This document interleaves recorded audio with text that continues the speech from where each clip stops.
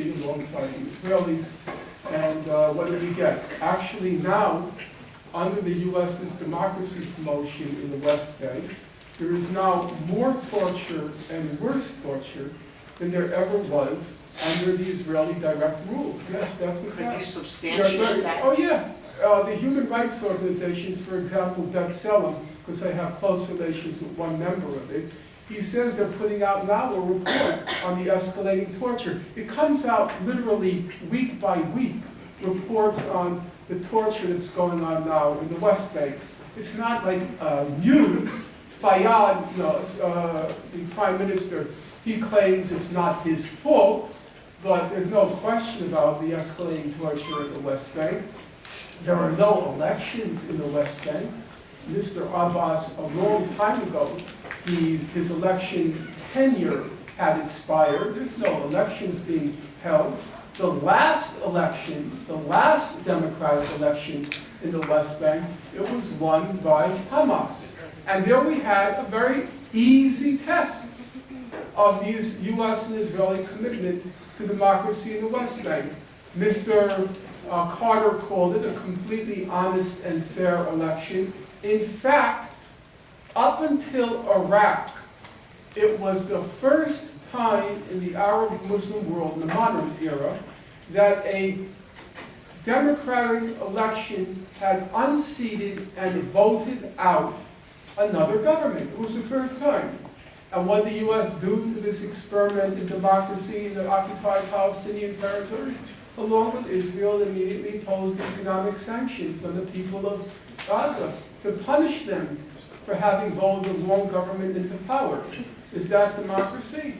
I don't know. You can judge for yourself. So this is not a speculative question.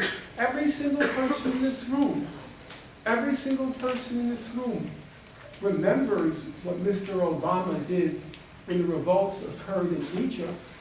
There was a popular uprising going on. What were the reactions? Hillary Clinton, she said, everything is stable. When things were getting unstable, Mr. Barack Obama said, we will allow Mubarak to execute the constitutional reform. When the people of Egypt said no, the United States said it will hand the baton over to Omar Suleiman, who's the chief torturer in Egypt. And when that didn't succeed, when it became impossible to hold back the popular tide, at that point the U.S. capitulated and allowed for Mubarak's removal from power, or acquiesced in Mubarak's removal from power. Does that sound like supporting democracy? Right now as we speak, there's been the most ghastly repression in Bahrain. The most ghastly. It's just turned now into a complete police state where everybody has one or two members of their family under arrest. Does anyone here hear anything being said by our government by what's going on in Bahrain? Is there a single word about what's going on in Bahrain? No, that doesn't sound like democracy promotion to me. But that doesn't mean Arabs don't read. Okay.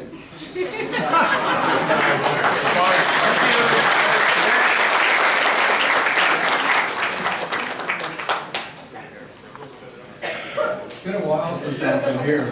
I graduated in the 60s, still now. And back in those days, I understand, back in those days, the computer geeks were the ones you could see with the trays of punch cards. But even back then, this comment was garbage in, garbage out. So many good-meaning people can have bad opinions based on garbage information. And sir, therein is your crime. Wow.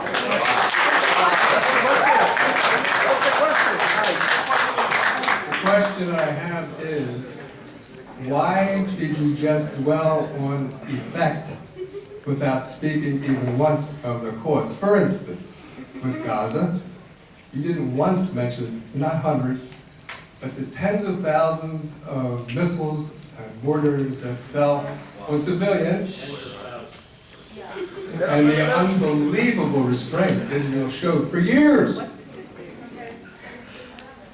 Oh, one last.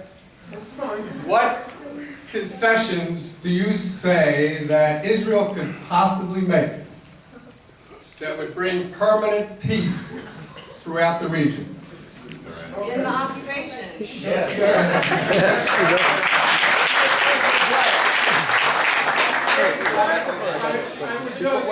I want to just... Occupation to us usually means... Excuse me, let Dr. Finkelstein answer. What did you say? Excuse me. Israel. Excuse me, can you please leave?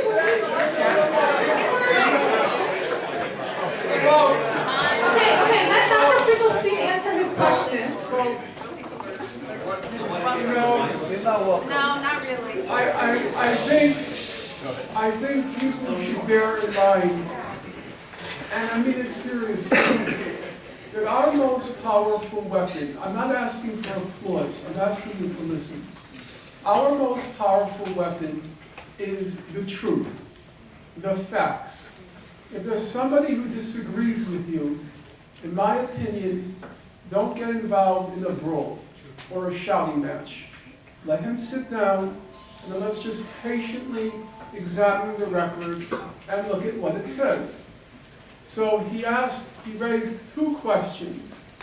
One about the sources I use. He described them as garbage in, garbage out. So he took exception to the sources I cited. And number two, he asked, what could Israel possibly do to achieve an end to the conflict? So now I'll ask you, because we're not asking you to search the ancient history. It's just the last hour and a half. You recall the sources I used. I cited mostly, as I recall, Israeli soldiers. Are they garbage in, garbage out? I cited Amnesty International. Is that garbage in, garbage out? I cited Human Rights Watch.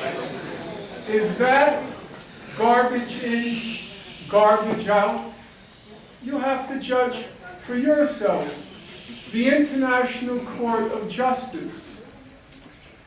Is that garbage in, garbage out?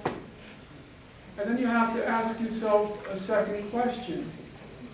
If Israeli soldiers, the main human rights organizations, the main judicial body... That wasn't the question. Cause and If effect. Cause and effect. Cause and effect. Allow him to answer your question. He hasn't. He's a fraud. Answer the question. Cause and effect.